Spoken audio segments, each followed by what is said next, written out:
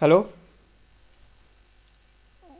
अब हम आज अब इस रिएक्ट कोर्स में क्लास कंपोनेंट्स के बारे में देखेंगे। हम लोगों ने देखा था रिएक्ट कंपोनेंट्स को, जिसमें मैंने आपको पहले बताया कि रिएक्ट में दो कंपोनेंट्स होते हैं, एक क्लास कंपोनेंट एंड एक फंक्शनल कंपोनेंट। तो फंक्शनल कंपोनेंट्स जो कि बेसिकली एक फंक्शंस है जिसका use as a functional component हम लोग करते हैं, जिसका हमने ब्रीफ डिस्क्रिप्शन दिया था। क्लास कंपोनेंट्स के बारे में भी हमने थोड़ा बहुत आपको इंट्रोडक्शन दिया था कि क्लास कंपोनेंट्स क्या होते हैं। तो basically class components are just class which we already use in our JavaScript and other object oriented programming languages। तो ये एक तरह का क्लास ही होता है जिसको हम एज ए कंपोनेंट यूज करते हैं। तो क्लास का बहुत सारा इंफॉर्मेशन मैंने आपको लास्ट लेक्चर में कुछ रिक्वेस्ट आया था कुछ हमारे स्टूडेंट्स का कि सर थोड़ा क्लास को थोड़ा डिस्क्रिप्टिवली बता दें। तो मैंने एक पूरा एक वीडियो लास्ट लेक्चर में दिया है क्लास के ऊपर। तो जिन लोगों ने उसको नहीं देखा है वो उसको देख लें तो ज़्यादा बेहतर होगा। तो अगर उस प्रीवियस लेक्चर में आप लोगों ने क्लास के कंसेप्ट को समझ लिया है तो अब आपको यहाँ कोई इशू नहीं आएगा, क्योंकि class component is basically a class. तो क्लास कंपोनेंट्स का वैसे तो अब बहुत ज़्यादा यूज होता नहीं है। अब ज़्यादातर फंक्शनल कंपोनेंट्स को ही यूज किया जाता है रिएक्ट में। बट ऐसा नहीं है कि क्लास कंपोनेंट खत्म हो चुका है। क्लास कंपोनेंट्स अभी भी है, यूज किया जा सकता है, बट अब ज़्यादातर मॉडर्न अप्रोच यही है फंक्शनल कंपोनेंट्स को यूज करके काम करने का। तो क्लास कंपोनेंट्स में क्लास को डिफाइन किया जाता है। क्लास जैसे हमने यहाँ पे दिखाया, आप देख सकते हैं यहाँ पे हमने क्लास बनाया my class and x tends react component. तो ये जो एक्सटेंड्स कीवर्ड यहाँ दिया हुआ है ये एक कीवर्ड है, क्लास भी एक कीवर्ड है। हम क्लास डिफाइन करने के लिए क्लास कीवर्ड का यूज करते हैं और क्लास को डिफाइन करते हैं। तो कोई भी क्लास हम बनाएंगे तो पहले हम लोगों को क्लास लिखना होगा एंड देन हम क्लास का कुछ भी नाम दे सकते हैं, जो भी हम लोगों को नाम रखना हो। तो क्लास कंपोनेंट बनाने के लिए क्लास का एक नाम दिया जाता है। और यहां पे आप देख रहे हैं एक्सटेंड्स दिया हुआ है। तो ये एक्सटेंड्स क्या है?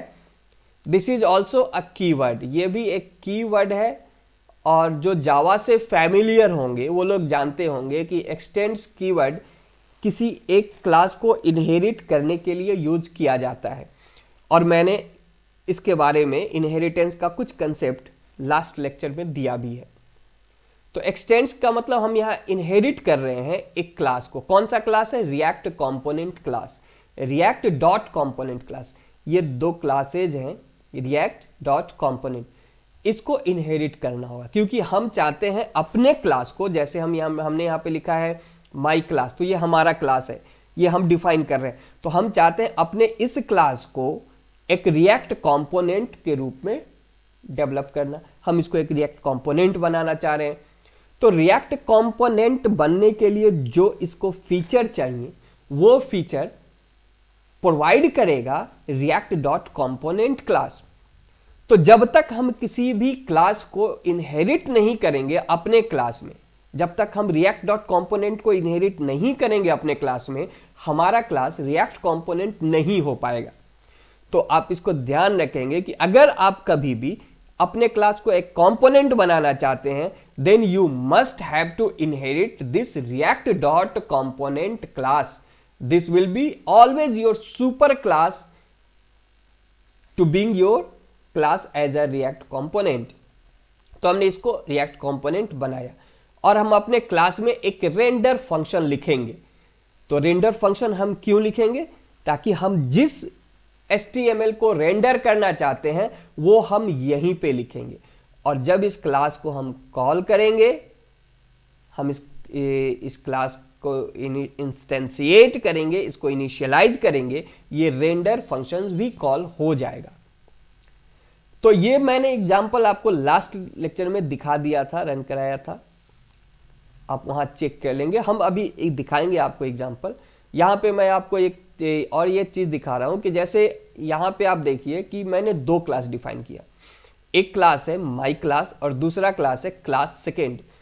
तो एक ही फाइल में हम दो क्लासेस को कंपोनेंट के रूप में भी यूज कर सकते हैं और दोनों के वैल्यू को रेंडर हम कर सकते हैं। इनको यहां से हम एक्सपोर्ट करेंगे। तो एक्सपोर्ट जैसे हम लोग करते हैं, तो एक्सपोर्ट अब हम दो को यहां से नहीं करेंगे, एक्सपोर्ट हम किसी एक ही क्लास को करेंगे। तो यहां पे थोड़ा ट्रिक लगाना पड़ेगा।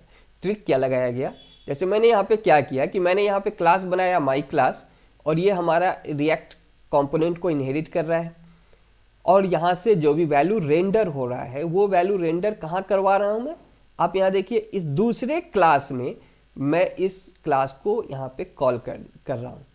तो यहाँ पे क्या हो रहा है कि ये जो रिटर्न कर रहा है दो वैल्यू को रिटर्न कर रहा है।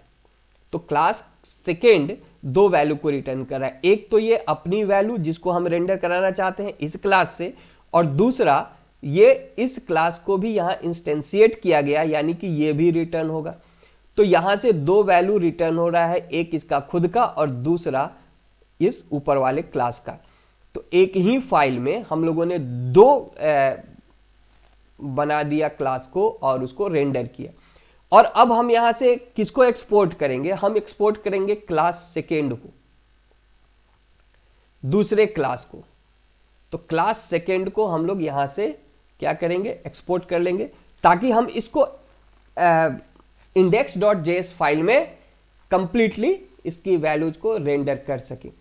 जनरली आप देखेंगे कहीं पे भी या कहीं भी बताया जाएगा या कहीं पे पढ़ेंगे तो आप जनरली देखेंगे कि ये सब काम लोग क्या करते हैं app.js में कर देते हैं। तो हम वहां भी कर सकते हैं क्योंकि वो हमारा फाइल है जो एप्लीकेशन फाइल है जो डिस्प्ले होगा वेब ब्राउजर पे वहीं उसी के थ्रू। लेकिन ऐसा कोई जरूरी नहीं है कि हम app.js में ही लिखें, हम कहीं भी अपना फाइल बना ले। तो बेसिकली रेंडरिंग कौन कर रहा है, index.js फाइल जो जावास्क्रिप्ट को यूज कर रहा है और index.html जो ब्राउजर पे डिस्प्ले कर रहा है। तो HTML को हम लोग रेंडर कहाँ एक्चुअली में करते हैं, index.js में। तो हम कहीं भी एक फाइल बना लें और इस फाइल को index.js में डाल दें तो हमारा काम हो जाएगा। हम देख सकते हैं, मैं आपको दिखाता हूं यहाँ पे। हम लोग वैसे भी मैंने लास्ट लेक्चर में भी जो कुछ भी किया है हम एक सेपरेट फाइल में किया है। मैंने app.js में कोई काम नहीं किया है, मैंने उसको बिल्कुल छोड़ दिया है। आप उसमें छोड़ दिए तो app.js का किसी भी तरह का एग्जीक्यूशन हो ही नहीं रहा है। तो हम अपना सेपरेट फाइल पे काम कर रहे हैं।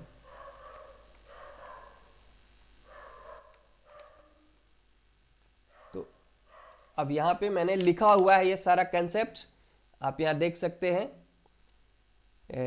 हमने यहाँ पे एक फाइल क्लास बनाया टेस्टिंग, इस यहाँ से रेंडर किया गया और ये दूसरा क्लास है माई क्लास, यहाँ पे टेस्टिंग को हम लोगों ने कॉल कर दिया।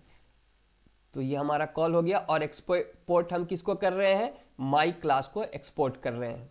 तो चूंकि माई क्लास में दोनों आ रहे हैं, अब हम लोग इसको एग्जीक्यूट करते हैं। यहाँ पे इस फाइल को हम सेव करेंगे और हम लोग इसको एग्जीक्यूट करेंगे। एग्जीक्यूट हम लोग करने के लिए यहाँ पे टाइप करेंगे npm और स्टार्ट। तो ये स्टार्ट हो जाएगा। हम ब्राउज़र पे आते हैं अपने, तो आप यहाँ देख सकते हैं हमारा आउटपुट आ गया। जो भी आउटपुट हम लोगों ने वहाँ पे लिखा था, एक बार आपको फिर से वहाँ पे हम दिखाते हैं। आप यहाँ पे देखिए, यहाँ पे क्या मैसेज दिया गया, this is another class. Testing class से जो क्या रेंडर हो रहा है, this is another class return हो रहा है। और माई क्लास में क्या मैसेज है, my institute for this React course is reset. तो ये दोनों वैल्यू आ रही है वहाँ पे, आप देख सकते हैं ब्राउजर पे। This is another class and my institute for this React course is reset. ये पहले लिखा हुआ था, ये पुराना जो हमने लिया था उसका ही है, प्रीवियस का ही आउटपुट अभी आ रहा है। उसको हम हटा सकते हैं वहाँ से। index.js में ये लिखा हुआ है hi this is functional component. तो ये इसको रेंडर कर रहा है। तो इससे हमें कोई मतलब नहीं है, तो हमने लास्ट एग्जाम्पल जो देखा था उसी को यहाँ जो हमने किया था वही चीज़ है। तो ये चीज़ आपको समझ में आ गई होगी कि हमारा क्लास कंपोनेंट कैसे वर्क करता है और हम कैसे क्लास कंपोनेंट को यूज कर सकते हैं। तो आपने यहाँ पे देखा कि हम अपना क्लास बना सकते हैं, उसके थ्रू रेंडर कर सकते हैं। हम अपना क्लास app.js फाइल के अंदर भी लिख सकते हैं, या हम सेपरेट कोई फाइल क्रिएट करके वहां भी लिख सकते हैं।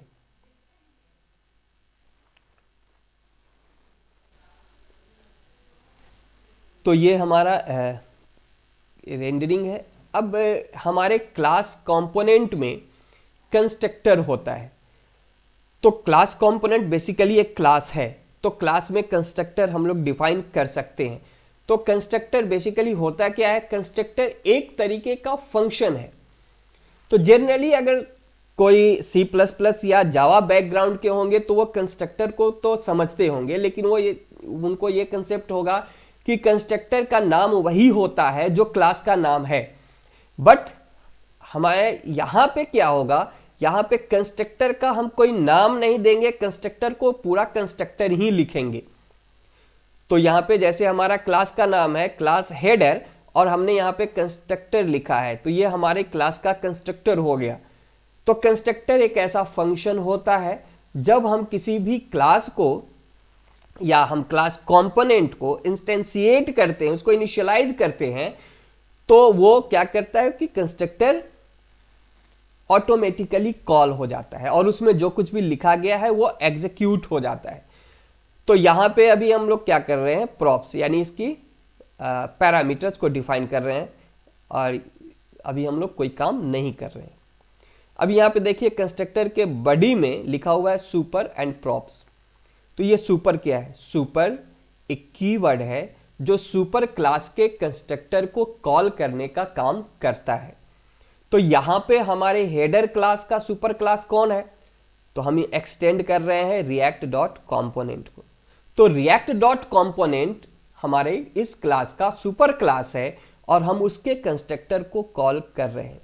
तो ऑब्जेक्ट ओरिएंटेड का ये बेसिक कंसेप्ट होता है कि जब कोई क्लास किसी क्लास को इनहेरिट करता है, यानी किसी क्लास का अगर कोई सुपर क्लास है, तो जब उस सब क्लास का ऑब्जेक्ट बनाया जाएगा तो वो पहले अपने सुपर क्लास को कॉल करता है।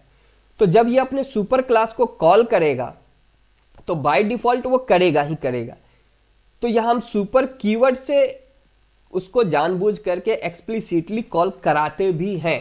किस केस में, जब हमारे सुपर क्लास में पैरामीटर हो। अगर सुपर क्लास में पैरामीटर दिया गया हुआ है तो ये सुपर कीवर्ड लिख करके पैरामीटर के लिए यहाँ पे जैसे आप देख रहे हैं प्रॉपर्टीज डिफाइंड है वहां पे, इसलिए हम यहाँ से प्रॉप्स पास कर रहे हैं। अगर वहां पैरामीटर नहीं होगा तो ऑटोमेटिकली उसका कंस्ट्रक्टर कॉल हो जाएगा। बट अगर पैरामीटर है देन हमको सुपर लिख करके और उस पैरामीटर का वैल्यू यानी प्रॉपर्टीज पास करेंगे। तो यहां हमने सुपर को कॉल किया क्योंकि पहला कॉलिंग सुपर क्लास के कंस्ट्रक्टर का होना मस्ट है। अगर ये हम नहीं देंगे तो एरर। ओके, और यहां पे देखिए this dot state equal to my favourite colon React. My favourite हमने एक वेरिएबल बनाया। स्टेट के बारे में मैं आप लोगों को आगे बताऊंगा स्टेट होता क्या चीज है। तो बेसिकली स्टेट जो है प्रेजेंट स्टेट को बताता है, हम किस स्टेट में हैं, यानी हमारा कौन सा स्टेट अभी एग्जीक्यूट हो रहा है इसको बताता है। स्टेट कैन बी चेंज, उसको चेंज किया जा सकता है, तो ये हम आगे देखेंगे। तो दिस डॉट स्टेट यानी ये हमारा अभी स्टेट है जो एग्जीक्यूट हो रहा है, यानी ये क्लास के थ्रू जो वैल्यू रेंडर हो रहा है वो स्टेट है।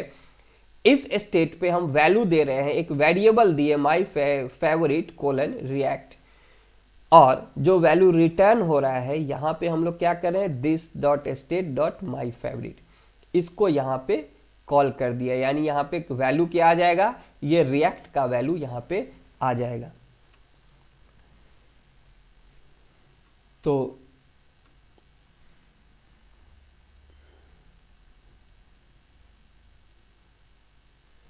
आप यहाँ पे देख सकते हैं जैसे हमने यहाँ पे कंस्ट्रक्टर बना दिया और यहाँ पे दिस डॉट स्टेट यहाँ पे मैंने लिखा हुआ है माई इंस्टीट्यूट कोलन रेसिट, और यहाँ पे क्या कर रहे हैं हम लोग, my institute for this React course is this dot state dot my institute. तो यहाँ पे क्या आ जाएगा वैल्यू, यहाँ पे माई इंस्टीट्यूट के जगह पे आ जाएगा रेसिट का वैल्यू। यानी हमने जैसे ही उस कंस्ट्रक्टर को कॉल किया और स्टेट को एग्जीक्यूट किया। अब हम इसको सेव करेंगे। तो कंस्ट्रक्टर किसी भी क्लास का बेसिक फंक्शन है, और वो एक ऐसा फंक्शन है जो ऑटोमेटिकली एग्जीक्यूट करेगा। जनरल फंक्शंस को हम एग्जीक्यूट कराते हैं कॉल करके, but constructors are called automatically when the class instantiated. तो आप ब्राउजर में अब देख सकते हैं the my institute for this React course is reset. तो ये हमारा आउटपुट यहाँ पे आ गया, जो हमने वहाँ से अभी जो आपने देखा